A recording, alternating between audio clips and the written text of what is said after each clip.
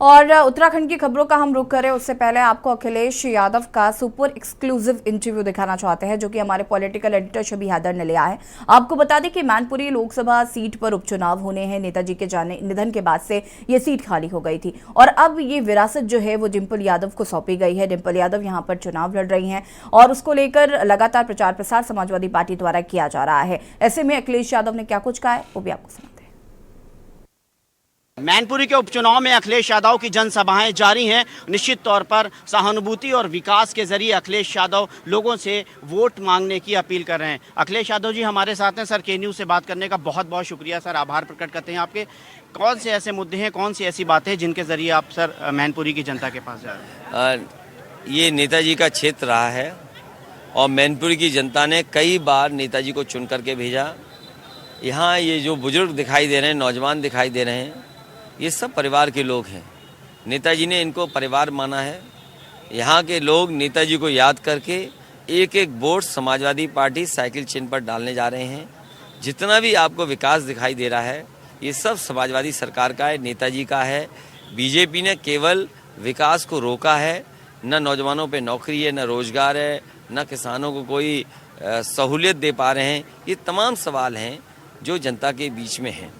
Bharatiya Janata party के जो शीर्ष नेता हैं वो आ रहे हैं। अभी आपने जिक्र किया, कल मुख्यमंत्री जी यहाँ पर हैं, डिप्टी सीएम दोनों आके जा चुके हैं, आज एक डिप्टी सीएम है।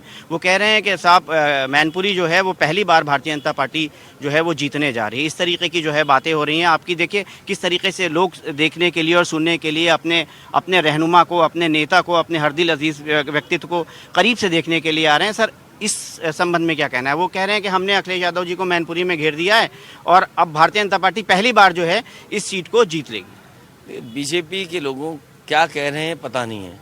इनको जाना चाहिए खाद की दुकान पे, डीएपी की दुकान पे कि डीएपी कितने की मिल रही है।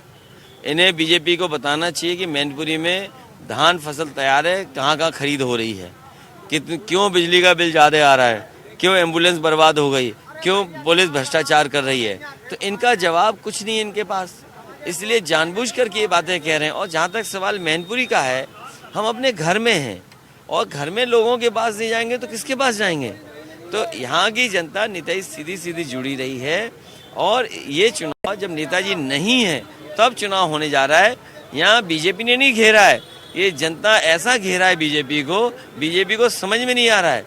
कोई नहीं बचेगा जो बीजेपी का ना आए। और जो ये सरकार के लोग हैं ये जनता से वोट कम मांग रहे हैं, अधिकारियों से गुपचाप बैठक कर रहे हैं, अधिकारियों को बुला के समझा रहे हैं। मुझे ये बताओ, लोकतंत्र में जनता वोट देती है कि अधिकारी वोट देते हैं?